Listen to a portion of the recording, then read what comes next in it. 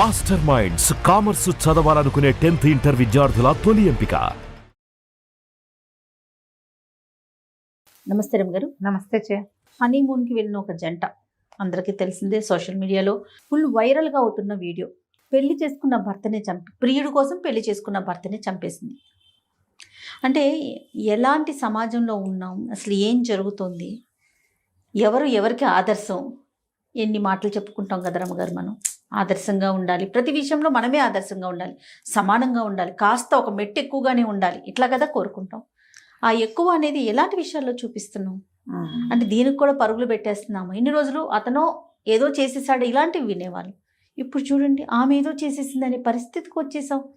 రేపొద్దున పిల్లలు కూడా క్వశ్చన్ మార్కే కదండి. ఇప్పుడు ఆమె అంటే ఈ ఒక ఆమెనే చేయ, ఇప్పటికి ఎన్ని ఆమెల్ని చూసాం మనం. ఇట్లా తయారైంది. భర్త మొహం మార్చేసి, భర్తను చంపేసి ఎవరి మొహం కాల్ చేసి వానికి ప్లాస్టిక్ సర్జరీ చేయించి ఏమిటో సినిమాటిక్ గా చేసిన కేసులు కూడా చూసాం, చూసాము. అవి చూసాం. ఏవో సీరియల్స్ సినిమాల్లో చూసి చేస్తారు. ప్రేమికులు కాస్త నేరస్తులు అయిపోయారు. చూడండి సోనం విషయంలో అదే జరిగింది కదా. అంటే ఇప్పుడు ప్రేమించేటప్పుడు ఇవన్నీ ఎలా ఉంటాయి జయ, ఇవాళంటే హత్యలైనాయి. జనరల్గా ప్రేమలు పెళ్ళిళ్ళు అవి తీసుకోవాలి. మొదట ప్రేమించేటప్పుడు మన స్థాయి, మన లెవెల్, మన పేరెంట్స్ ఒప్పుకుంటారా ఒప్పుకోరా, వీళ్ళని ఒప్పించగలమా లేదా, ఇవి ఆలోచించుకోవాలి. ప్రేమ అట్లా కలగదు, ప్రేమ మనసుకు ఏవో చెప్పుకుంటాం, పాయింట్లే అవన్నీ. తీరా ఏదో ప్రేమించావు, వాళ్ళతో కలిసి ఉండేటప్పుడు కదా నీకు వాళ్ళ లెవెల్ వేరు మన లెవెల్ వేరు అవన్నీ నీకు తెలిసేగా. తర్వాత అట్లా లెవెల్స్ తెలిసి ఫెయిల్ అయిన ప్రేమల్ని ఎన్నిటిని చూస్తారు, వీళ్ళకే తెలుసు. వాళ్ళతో అడ్జస్ట్ అవ్వలేరు, ఏ రకంగానూ అడ్జస్ట్ కాలేకపోతారు. అవి ముందే ఆలోచించుకోవాలి. పోనీ నువ్వు వీడొద్దు వాడే కావాలి అని అనుకున్నప్పుడు, ఇది కొత్తగా పేరెంట్స్ చూసిన పెళ్ళొద్దు, నువ్వు బలంగా దాని మీద నిలబడు, కొన్నాళ్ళు గొడవ చేయి, నిలబడు, అతన్నే చేసుకోవటమో ఏదో చెయ్యొచ్చు. ఇప్పుడు పరువు హత్యలు ఒకటి చూస్తాం. ఏమిటి, ఆ పిల్లలు భర్తతో కావాలనుకున్న వాడితోటి వెళ్ళిపోతుంది, వాళ్ళకి పిల్లలు పుట్టాక కూడా ఈ పేరెంట్స్ వెళ్ళి వాళ్ళని చంపేసి వచ్చేవి చూస్తాం. మన అమ్మ తండ్రుల్లో, మన బాబాయిల్లో, మన తాతల్లో, మన ఫ్యామిలీస్లో ఉన్న క్రూరత్వం ఏమిటో అనేది మన జీవితం మీద పూర్తిగా వచ్చేసేదాకా మనకు తెలియదు. అలా కూడా జరిగితే జరగచ్చు. ఈ ప్రేమలు ఇవన్నీ కూడా చివరికి ఒక డెడ్ ఎండ్కి చేరుతూ ఉంటాయి. ఇప్పుడు ఇది చూడు, ఆ పెళ్ళి ఎందుకు చేసుకోవడం అంత గ్రాండ్గా, పెళ్ళి ఏమిటి, ఆ హనీమూన్ ఏమిటి, తీసుకుపోయి అక్కడ అబ్బాయిని చంపేస్తే నీకు ఆ వాడు వద్దు, వీడి మీద నచ్చలేదు, వాడు కావాలనుకున్నావు, ఇప్పుడు ఎక్కడ దొరికాడు నీకు, నువ్వు దొరికిపోయావే. చూడండి, నువ్వు దొరికావు, అతను దొరికాడు. ఇప్పుడు మనం ఈ హత్యలు అన్నిట్లలోనూ బేసిక్ పాయింట్ ఇదే చూస్తాను జయ. భర్తను అడ్డు తొలగించుకోవడానికి చంపుతారు, చంపాక నువ్వు చేరేది జైలుకి. అడ్డు తొలగించుకుని నువ్వు సాధించింది ఏమిటి, దొరకమని ఎట్లా నమ్ముతావు? అది అనుకుంటారేమో రమ్మగారు. దొరకమని ఎంత ప్లాన్ చేసినా దొరుకుతారమ్మా. చట్టం లా చేతులు పెద్దవి దీనికి. పైగా సినిమాల్లో చూస్తాం మన వాళ్ళ దొరకకుండా ఉండేవాళ్ళని. దొరకకుండా ఏం ఉండరమ్మా, ఎన్నాళ్ళకైనా ఎప్పటికైనా దొరికేస్తాం. మరి దొరకని వాళ్ళని ఎవరిని చూస్తారు వీళ్ళు, చెప్పు.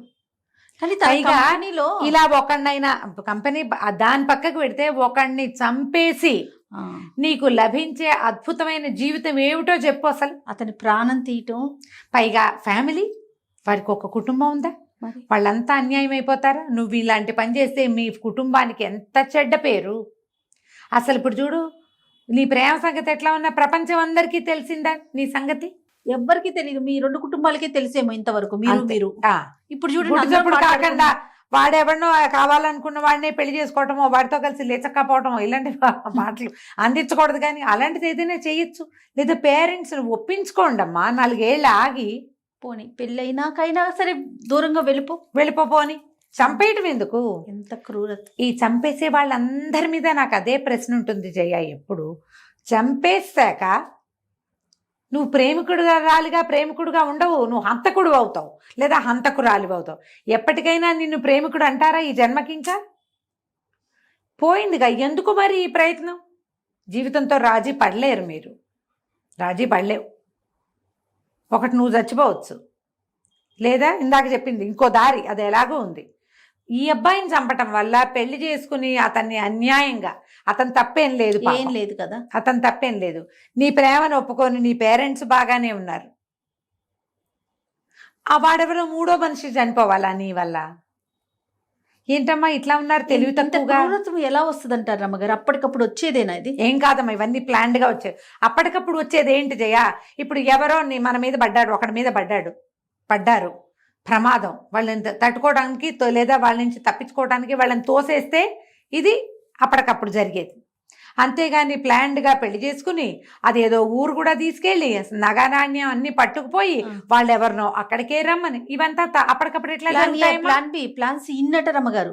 మరి ఇన్ని ప్లాన్లు ఎలా వేశారు?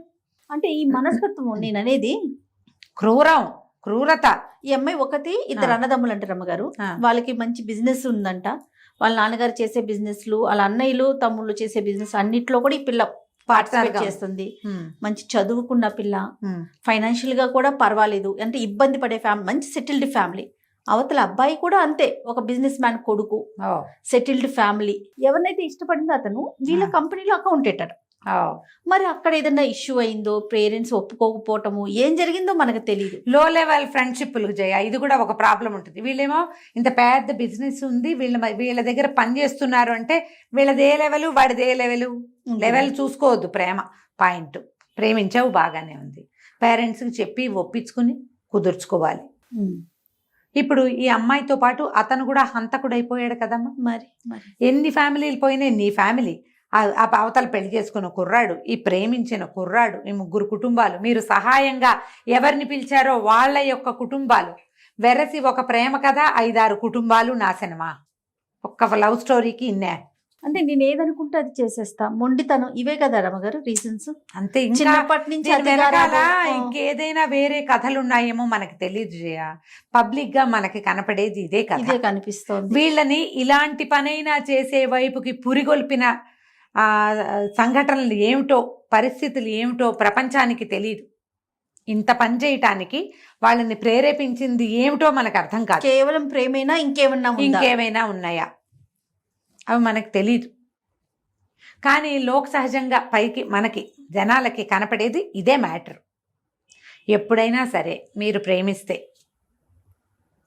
వివాహేతర సంబంధం అయితే లేదా పెళ్ళికి ముందే అయితే మీ పేరెంట్స్ని, పెద్దవాళ్ళని ఒప్పించుకోండి మొదటిది. వాళ్ళు ఒప్పుకోకపోతుంటే దానికి కారణం ఏమిటి? కమ్యూనిటీ పరంగానా, డబ్బు పరంగానా, మీ తాలూకు లివింగ్ స్టైల్స్ పరంగానా అనేది చూసుకుని దాన్ని సరిచేసుకోవడానికి ట్రై చేయండి బేసిక్గా. లేదా మీరే ఆలోచించుకోండి, ఇందులోకి దిగాక ఇది నా జీవితానికి ప్లస్ అవుతుందా, మైనస్ అవుతుందా. అమ్మ, ప్రేమించేటప్పుడు ఈ ఊహలు రావు జయ, నేను ఒప్పుకుంటా. కానీ పెళ్లి చేసుకునేటప్పుడు ఒకళ్ళని పెళ్లి చేసుకోవాలంటే మనము హెచ్చుతగ్గులు ఎక్కువ ఉండకూడదు వాళ్ళకి మనకి. కేవలం సినిమాలలోనే తోటరాముడును రాజకుమారి బాగుంటారమ్మా, జీవితాల్లో బాగుండరు. ఈ కులాల తేడాలు కూడా జయ, కమ్యూనిటీ పరంగా కూడా అవి పెద్ద పీటలేసేస్తాయి. మీరు ఒక అబ్బాయిని పెళ్లి చేసుకోవడం లేదా ఒక అమ్మాయిని ప్రేమించడం అంటే, ప్రేమించడం వరకు ఏ వేషమైనా నడుస్తుంది. పెళ్ళనంగానే సమాజాలు ఒకటి కాకపోతే చాలా కష్టపడతారు. అడ్జస్ట్మెంట్ ట్రబుల్స్ ఎన్ని రకాలు వస్తాయో, ఎంత సర్దుకోవాలో. ఈ కాలము సర్దుకునే కాలం కాదమ్మా. ఇది వరకు ఈ అసమానతల్ని సర్దుకుని పెళ్లి నడిపించుకునేవాళ్ళు. ఇప్పుడు ఆర్థిక అసమానతలు కూడా సహించలేని పరిస్థితి. ఈ బయటికి వెళ్ళిపోయే బదులు ముందే మానేసుకుంటే సరిపోదా? మొదటే మానేయచ్చు కదా. ఈ చంపేయటాలు, చచ్చిపోవటాలు, వాటి దానికి వెళ్ళటం దాకా ఎందుకు? కొంచెం ఆశాభంగం ఉంటుంది, కొంచెం గ్యాప్ తీసుకోండి. ఎక్కడికైనా వెళ్ళి చిల్లవండి, ఎవరితోటైనా కొత్త వాళ్ళతో కలవండి, ఉద్యోగం చేస్తున్న ప్లేసులు మార్చేయండి, ఊరు మార్చుకోండి, మోడ్ ఆఫ్ జాబ్ మార్చుకోండి, ఐడియాలజీ మార్చుకోవడానికి ట్రై చేయండి. ప్రేమలు ఉంటాయి, నేను కాదన్ను, అవి మిమ్మల్ని చాలా బాధిస్తాయి, అది కూడా నేను కాదన్ను. కానీ దేనికైనా జీవితం రెండో ఛాన్స్ ఇస్తుంది. ఇప్పుడు ఈ ప్రజెంట్ మనం చెప్పుకుంటున్న సంఘటనలో రెండో ఛాన్స్ ఏదో చెప్పు, ఏమైనా ఉందా? ఏమీ లేదండి. ఆ అమ్మాయి చేసుకున్న పెళ్లిలో సమర్థించుకుని ఊరుకుంటే రెండో ఛాన్స్ వచ్చేది. ఆ కుర్రాడు, ఈ పిల్ల పెద్దింటి పిల్ల లేదా బాగా డబ్బులున్న వాళ్ళు, ఏదో పెళ్ళైపోయింది ఇంక దీని జోలు మనకొద్దని కుర్రాడు ఊరుకుంటే వాడికి కూడా రెండో ఛాన్స్ వచ్చేది.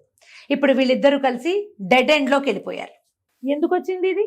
ఇప్పుడు వీళ్ళకి హెల్ప్ చేసిన ఫ్రెండ్స్ అయినా అరే ఈ పని వద్దు దొరికిపోతాం అని చెప్పలేరు, వాళ్ళకు కూడా తెలియదు. ఇది ఏ మూలకు చేరుతుందో వీళ్ళిద్దరి వల్ల వాళ్ళెవరో ఇద్దరో ముగ్గురో కుర్రాళ్ళ జీవితాలు కూడా రోడ్డు మీద పడ్డాయి కదా. అవునా? అవునండి. ఈ దాంట్లోకి వెళ్ళొద్దు. సినిమాటిక్గా ఇదేదో చెయ్యాల్సిందేనని అనుకోవద్దు. అంతకంటే అద్భుతమైన సినిమా కనపడచ్చు మనకి. మరి ఇవి ఒక తాత్కాలికమైన థ్రిల్లింగ్ కలగజేస్తాయి కానీ లైఫ్ లాంగ్ మీతోటి ఇవి సరిగ్గా ఉండవు. ఇది వరకటి కాలంలో ఇవి వదిలిపెట్టేసిన ఏదో వేరే వాళ్ళతో వెళ్ళిపోయినా పెళ్ళిళ్ళు చేసేసుకుంటూ ఉండేవాళ్ళకి ఊళ్ళల్లో కూడా చాలా కథలు కనపడతాయి. మొగుడిని వదిలిపెట్టి వచ్చేసి ఎవరితోటో కలిసి వచ్చేస్తారు, వాళ్ళు కలిసి ఉంటారు. కొన్నాళ్ళకి వీళ్ళ జీవితం వీళ్ళది, వాళ్ళ జీవితం వాళ్ళది, ఏదో నడుస్తుంది. ఈ వెళ్ళిపోతే పోనీ ఒక రకం, చంపేస్తే అసలు వెళ్తే నేను అదే చెప్తాను, లేచక్కపోవచ్చు హాయిగా. ఈ చంపేసే పోలైతే క్రూరం, వాడి జీవితం నాశనం, వాడు లేడు, వాడి ఫ్యామిలీ అంతా సర్వనాశనం, నువ్వేమో హంతకులైపోయారు మీరు కదా, మోస్ట్ వాంటెడ్ క్రిమినల్స్ గా అయిపోయారు. చూడండి, ఎక్కడ లవర్స్ లవ్ బర్డ్స్ కాస్త క్రిమినల్స్ అయిపోలా. మరి అందులోకి వెళ్ళకూడదు. ఫ్రెండ్స్ వీళ్ళని ఎంకరేజ్ చేయబోకండి. ఈ క్రిమినల్ ఐడియాస్ని, నిన్ను కాదండి దాన్ని నువ్వు కాబట్టి వదిలిపెట్టావు, నేనైతే వదిలిపెట్టను లాంటి పిచ్చి సినిమా మాటలు మాట్లాడకండి. ఎందుకంటే మీ ఫ్రెండ్స్ లవర్స్గా ఉంటే తర్వాత మిమ్మల్ని కూడా వాళ్ళు క్రిమినల్స్గా మారుస్తారు రేపొద్దున. అదే కదా జరిగింది. అదే జరిగింది కదా.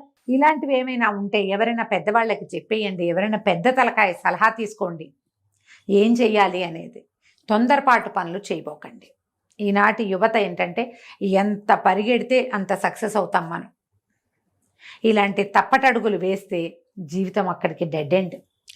మీతో పాటు మీ కుటుంబాలు కూడా పాడైపోతాయి. మీ ఇంట్లో ఆడపిల్లలు ఉంటే పెళ్ళిళ్ళు అవ్వవు, తమ్ముళ్ళు ఉంటే వాళ్ళ జీవితంలో ముందుకెళ్ళలేరు, ఎప్పటికీ క్రిమినల్స్ ఫ్యామిలీగా ఉండిపోతారు.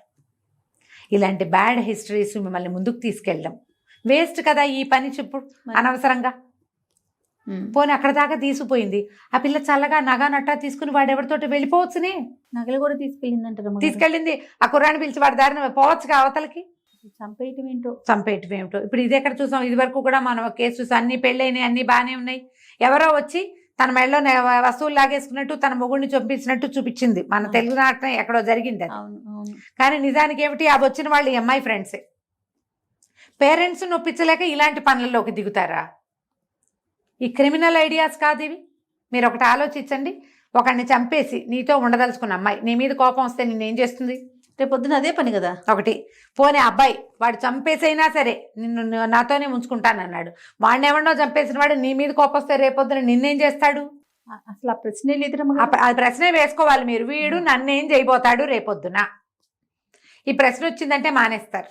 ప్రశ్నలు వేసుకోండి. మా ప్రేమల్లో అదుపులేని తనమే కాదు, క్వశ్చన్స్ కూడా ఉండాలి.